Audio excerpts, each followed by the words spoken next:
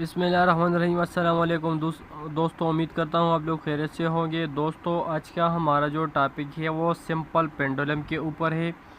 तो simple pendulum की definition कुछ इस तरह है। A simple pendulum is an idealised body, okay, model consisting of a point mass suspended by a weightless and extensible string supported from a fixed frictional support। इस simple pendulum क्या है? Simple pendulum जो है ये एक idealise body है, idealise model है जो कि पॉइंट मास पर मुश्तमिल होता है। इसकी जो मास होती है वो पॉइंट मास होगी। पॉइंट मास हम किसको कहते हैं? हम पहले क्लासेस में हम डिस्कस कर चुके हैं कि पॉइंट मास क्या होता है। पॉइंट मास जो होता है ये यूनिटलेस होता है, डायमेंशनल होता है, डायमेंशनलेस होता है। पॉइंट मास इज़ डायमेंशनलेस इसकी जो लेंथ है और इस तरह ब्रेथ है वो नहीं होती है। ओके, इसकी लेंथ और ब्रेथ नहीं होती है। ये एक आइडियलाइज बॉडी होती है। ओके, और इस तरह suspended from a weightless and extensible string. तो एन एक्सटेंसिबल स्ट्रिंग क्या है? एन एक्सटेंसिबल स्ट्रिंग में जो स्ट्रिंग हमने लिया है वो एन एक्सटेंसिबल होगी। एन एक्सटेंसिबल में इसमें जो कंट्रैक्शन और इस तरह रिलैक्सेशन जो होती है वो इसमें नहीं होगी, इस स्ट्रिंग में वो नहीं होगी। इसको हम कहते हैं an extensible string. Okay friends, and supported from a fix frictionless support में यहाँ पर हमने इसको सपोर्ट किया है। ये जो सपोर्ट है इसको हम फ्रिक्शनलेस सपोर्ट कह सकते हैं। इसमें जो फ्रिक्शनल फोर्सेस है वो ना होने के बराबर है। तो यहाँ पर हमने ये डायग्राम बनाया है। ये हमारे पास सिंपल बॉब्स है, ओके, जो हमने सस्पेंड किया है, हमने अटैच किया है एक स्ट्रिंग के साथ। और इस तरह ये जो स्ट्रिंग और इस तरह बॉब्स है ये एक फ्रिक्शनल सपोर्ट के साथ अटैच किया हुआ है। तो फ्रेंड्स, इसकी लेंथ जो है वो एल है। इस तरह ये जो मास है वो डब्ल्यू के बराबर, इस तरह W is equal to M G. Okay friends, तो तो फ्रेंड्स, ये तो एक आइडियल केस है। अगर हम एक रियल पेंडुलम बनाए तो हम किस तरह इसको बनाएंगे, इसके शराइत क्या है?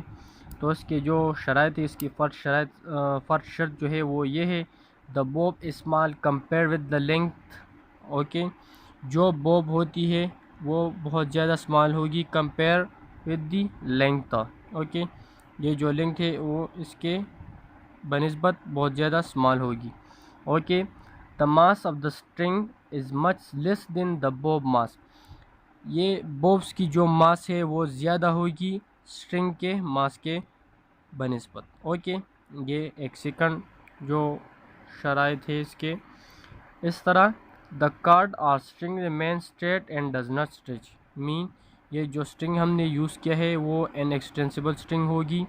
ओके, जो डज नॉट स्टिच में जब इसमें इस तरह स्टिच और इस तरह कंट्रैक्ट उस तरह रिलेशन जो है वो ना होने के बराबर हो, एन एक्सटेंसिबल हो। तो ये तो इसके शराइत है कि हम एक रियल सिंपल पेंडुलम को किस तरह बनाएंगे। ओके फ्रेंड्स, तो यहाँ पर हमारे पास जो है ये एक केस है, सिंपल पेंडुलम का केस हमने लिया है। अगर हम इसको थोड़ा पुल करें, इस मास को थोड़ा पुल करें, उसको जाने दें, तो इस तरह ये मोशन स्टार्ट करेगा फॉर्थ और इस तरह बैक फॉर्थ फिर इस तरह एक विब्रेटरी मोशन स्टार्ट करेगा। ओके फ्रेंड्स, एक पीरियाडिक मोशन स्टार्ट करेगा बैक और फॉर्थ। ओके, तो यहाँ पर सिंपल ये जब डिस्प्लेस हुआ, यहाँ पर एक बॉडी मीन पोजीशन से डिस्प्लेस हुआ, तो यहाँ पर इसके जो कंपोनेंट्स हम ये फाइंड आउट करते हैं इस केस में कि इसकी जो यहाँ पर जो मोशन है, ये जो बैक और इस तरह फॉरवर्ड मोशन है बॉडी की, ये जो वेट की जो कंपोनेंट है वो किस कंपोनेंट से ये बॉडी जो है ना हॉरिजॉन्टल मोशन कर रहा है। ओके, मीन्स तरह बैक और फॉरवर्ड मोशन जो कर रहा है वो किस कंपोनेंट की वजह से कर रहा है, वेट की किस कंपोनेंट की वजह से कर रहा है। तो यहाँ पर हमने इसकी जो ये इस बॉडी जो है ना वो डिस्प्लेस हो गया फ्रॉम मीन पोजीशन। इस पर रिस्टोरिंग फोर्स एक्टिंग कर रही है इस डायरेक्शन में मीन पोजीशन की तरफ। ये it is displace through displacement x. यहाँ पर इसके जो मास है वेट है वो हमने कंपोनेंट में रिजॉल्व कर दिए है। ये W है, W एक्टिंग कर रही इस पॉइंट में भी और इस पॉइंट पर भी एक्टिंग कर रही है। इस पॉइंट पर, इस पॉइंट O पर, इस पॉइंट पर, इस पॉइंट को हम क्या कहते हैं, इस पॉइंट को हम इक्विलिब्रियम पॉइंट कहते हैं, क्योंकि यहाँ पर जो नेट फोर्सेस है इस बॉडी पर, इस बॉब्स पर, वो 0 के बराबर है। W एक्टिंग कर इस तरह टेंशन ऊपर एक्टिंग कर रही है, तो इस पर जो नेट फोर्सेस है वो 0 के बराबर है इस पॉइंट पर। ओके, जब हमने इसको डिस्प्लेस किया तो इस पर अब फोर्सेस है, वो फोर्सेस जो है वो रिस्टोरिंग फोर्स है। इस तरह W है। ओके, तो यहाँ पर हमने इसकी जो कंपोनेंट इसको रिजल्ट किया W mg sin थीटा और इस तरह mg cos थीटा में। ओके, यहाँ पर इसने थोड़ा एंगल बनाया है इसके साथ, तो ये थीटा जो है ये बराबर है mg sin थीटा के परपेंडिकुलर डिवाइड बाय हाइपोटेन्यूज, इस तरह बेस डिवाइड बाय हाइपोटेन्यूज। तो ये जो कंपोनेंट है ये mg cos थीटा के बराबर है। अगर आप cos थीटा ले तो cos थीटा बराबर होता है बेस डिवाइड बाय हाइपोटेन्यूज और sin थीटा बराबर होता है परपेंडिकुलर डिवाइड बाय हाइपोटेन्यूज। तो sin थीटा बराबर आ गया यहाँ पर ये mg sin थीटा आ गया। ये कंपोनेंट जो है ये mg sin थीटा आ गया और इस तरह ये कंपोनेंट जो है ये mg cos थीटा आ गया। तो ये mg cos थीटा जो है इस ये जो mg cos थीटा है ये कंपोनेंट जो है ये टेंशन इन स्ट्रिंग को बैलेंस करेगी। यहाँ पर इस डायरेक्शन में टेंशन इन स्ट्रिंग है, तो mg cos थीटा जो है ये टेंशन इन स्ट्रिंग को क्या करेगी, बैलेंस करेगी।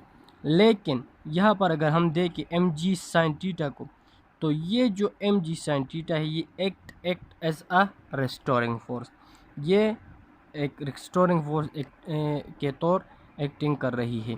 ये इस बॉडी को मजबूर कर रही है बैक और इस तरह फॉरवर्ड मोशन पर। ओके, मीन पोजीशन पर लाने पे और इस तरह इनिशियल की वजह से ये बॉडी मीन पोजीशन पर नहीं रुकता। ओके, ये अपने मोशन को बरकरार रखती है और इस तरह ये इस डायरेक्शन में और उस डायरेक्शन में मोशन कर रही होती है। मीन एक पीरियाडिक मोशन स्टार्ट ये जो बॉडी है ये एक पीरियाडिक मोशन स्टार्ट करेगी इस कंपोनेंट की वजह से। ओके, तो ये जो रिस्टोरिंग फोर्स है वो बराबर होगी किसके, mg sin थीटा के, क्योंकि ये कंपोनेंट जो है ये act as a restoring force. So restoring force is equal to mg sin theta. Okay friends, यहाँ पर हम एक नेगेटिव साइन को पुट करते हैं। ये जो रिस्टोरिंग फोर्स है ये W है, उस तरह ये रिस्टोरिंग फोर्स है। ये रिस्टोरिंग फोर्स ये बॉडी इस तरह मूव कर रही है, इस तरह रिस्टोरिंग फोर्स जो है ये वो हर पॉइंट पर बॉडी पर एक्टिंग कर रहा होता है मीन पोजीशन पर लाने की। तो यह हम नेगेटिव साइंस को यूज़ करते हैं क्योंकि ये बॉडी जो है ये हर पॉइंट पर एक्टिंग कर रही है मीन पोजीशन पर। ओके, तो हमने यहाँ पर नेगेटिव साइन को यूज़ किया है। ओके फ्रेंड्स, तो ये हमारे पास क्या बन गया, एक इक्वेशन 1 बन गया। If from the figure for small angle theta the arc length s is equal to x। Okay, it is equal to displacement x। Therefore from figure O P and इसको Q कहो, इस point को from figure O P Q we know that sine theta from figure triangle O P Q, ये हमारे पास एक triangle है O P Q. So from this triangle we know that sin theta is equal to perpendicular divided by hypotenuse. So sin theta is equal to perpendicular divided by hypotenuse. So sin theta is equal to यहाँ पर जो perpendicular है वो x है, s और इस तरह x के बराबर है। इफ़ एंगल स्मॉल हो तो s जो है वो x के बराबर होगी। तो यहाँ पर sin थीटा बराबर होगी x divided by hypotenuse. Hypotenuse क्या है? वो है l, लेंथ। ठीक है, तो ये इक्वेशन 2 हो गया। अब इक्वेशन 2 को इक्वेशन 1 में पुट करो, sin थीटा को यहाँ पर पुट करो तो इसके बदले x बाय एल आ गया। ओके, इसके बदले x बाय एल आ जाएगा। So restoring force is equal to mg x by L. It is equation number 3। Okay, as we also know that the restoring force is directly proportional to displacement. Okay, our acceleration is directly proportional to displacement, we know that. So it is equation number 4. Okay, so compare and we also know that from Newton's law that restoring force is equal to ma. Okay, हम ये भी जानते हैं equation 5 के बराबर है। Equation 5 है हमारे पास। तो इक्वेशन 5 और इस तरह इक्वेशन नंबर 3 को कंपेयर करो तो ये बन जाएगा M A is equal to minus M G X by L. ये एम के साथ कैंसिल हो गया। इस तरह एक्सेलरेशन बराबर हो गया minus G by L X. यहाँ पर जो g है एक्सेलरेशन ड्यू टू ग्रेविटी, इसकी जो वैल्यू है वो 9.8 मीटर पर सेकंड स्क्वायर है, वो कांस्टेंट है। और इस तरह यहाँ पर जो लेंथ है, ये जो लेंथ है ये भी स्ट्रिंग का कांस्टेंट है इस केस में। तो इसको हम कांस्टेंट प्रोपोर्शनलिटी के तौर पर यूज़ करते हैं। So acceleration is directly proportional to x। ये हमारे पास क्या है? g और l जो है वो कांस्टेंट है। Okay, so acceleration is directly proportional to displacement from mean position. Okay, so simple pendulum is a special types of simple harmonic motion. Okay friends, now friends we calculate करने जा रहे हैं time period और इस तरह frequency of simple pendulum. इसकी equation हम derive करेंगे अब। So we know that acceleration is proportional to minus constant X. यहाँ पर जो कांस्टेंट है, जो एंगुलर फ्रीक्वेंसी है, वो बराबर है ओमेगा स्क्वायर के, और ओमेगा इस तरह बराबर है 2 पाई डिवाइडेड बाय टी के। ओमेगा बराबर है 2 पाई डिवाइडेड बाय टी के। ये जो ओमेगा है ये एंगुलर फ्रीक्वेंसी है। Angular frequency is the measure of angular displacement per unit time. Okay, angular displacement per unit time, angular frequency is the angular displacement per unit time. और यहाँ पर जो एंगुलर फ्रीक्वेंसी है यह इस कांस्टेंट के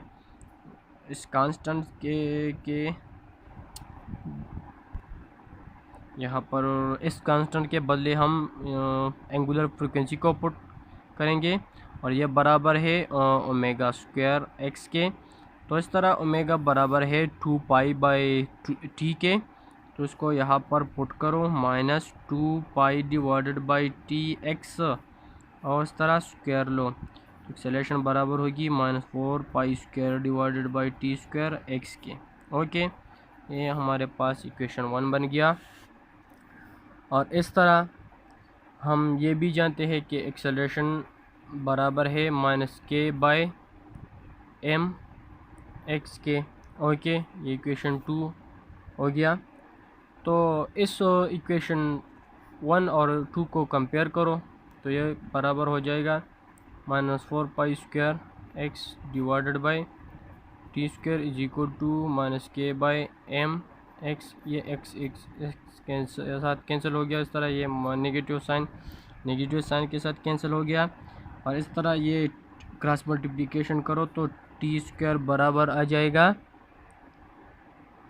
4 pi square M by sorry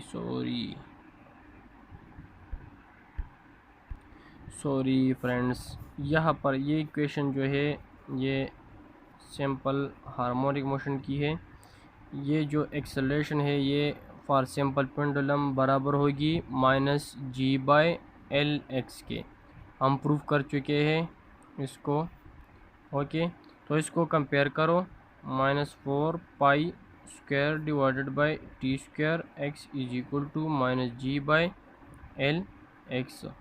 negative के साथ कैंसिल हो गया, उस तरह एक्स के साथ कैंसिल हो गया, तो टी स्क्वायर को निकालो, ये बराबर हो जाएगी टी स्क्वायर 4 पाई स्क्वायर, और इस तरह एल बाई जी के, तो इस तरह अंडर रूट लो, under root T is equal to 2 pi L by G. ये हमारे पास एक इक्वेशन बन गया टाइम पीरियड की।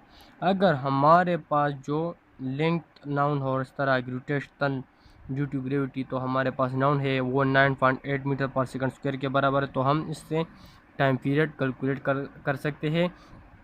और इस तरह हम ये भी जानते हैं कि जो फ्रीक्वेंसी होती है ये इन्वर्स होती है टाइम पीरियड के, तो इस तरह फ्रीक्वेंसी अब बराबर होगी 1/t के, तो frequency is equal to 1 divided by 2 pi L by G under the root, so frequency is equal to 1/2 pi G by L.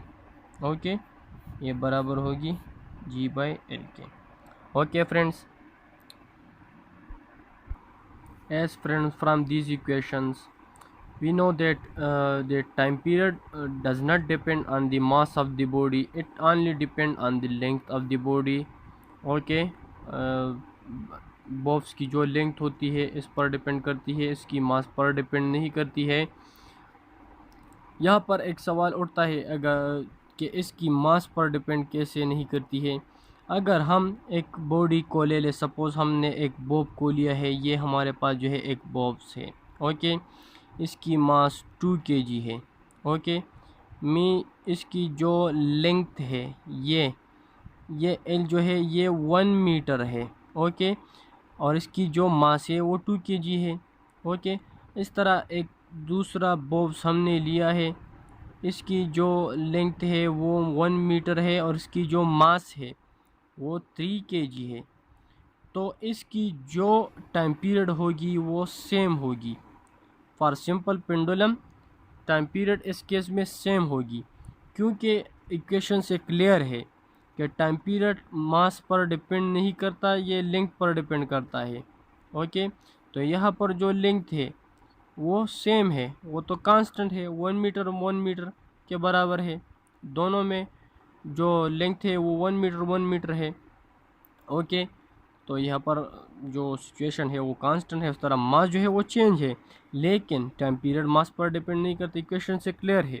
Okay friends, अब हम एक दूसरे एग्जांपल को लेते हैं। ये हमारे पास जो है ये बॉब्स है, ये इसकी जो मास है ये 2 kg है, और इसकी जो लेंथ है रेडियस जो है वो 1 मीटर है। इस तरह एक दूसरा हम ड्रा करते हैं, इसकी जो लेंथ है वो क्या है, वो बराबर है 2 मीटर के। इस तरह जो मास है वो 2 kg के है। तो यहाँ पर सिचुएशन चेंज है, यहाँ पर 1 मीटर है लेंथ और मास जो है वो 2 kg है। यहाँ पर जो मास है वो 2 kg है, मास यहाँ पर कांस्टेंट है, लेकिन यहाँ पर जो लेंथ है वो 1 मीटर है, उस तरह यहाँ पर 2 मीटर है। तो यहाँ पर जो सिचुएशन है वो चेंज है, बिल्कुल चेंज है। यहाँ पर टाइम पीरियड पर जो डिपेंड है वो अब डिपेंड करेगी। यहाँ पर अगर हम देखें तो यहाँ पर 1 मीटर है, यहाँ पर 2 मीटर है, तो यहाँ पर लेंथ चेंज है। अगर लेंथ चेंज है तो इसको यहाँ पर पुट करो 2L, तो ये 2L के √2 के बराबर हो जाएगा, इस तरह √2 टाइम। तो यहाँ पर सिचुएशन चेंज है। अगर हम इसकी मास लेंथ को कांस्टेंट रखें, उस तरह मास को चेंज करें, तो इसकी जो टाइम पीरियड होगी सिंपल पेंडुलम की, इस पर कुछ डिपेंड नहीं करेगी। ओके, ये टाइम पीरियड जो है वो मास पर डिपेंड नहीं करती है, यह सिर्फ और लेंथ पर डिपेंड करती है। ओके, सो ये थी डिस्कशन अबाउट सिंपल पेंडुलम। दोस्तों, अगर आपको हमारी वीडियो अच्छी लगी तो प्लीज़ इसको लाइक, सब्सक्राइब और शेयर ज़रूर कीजिएगा। थैंक्स।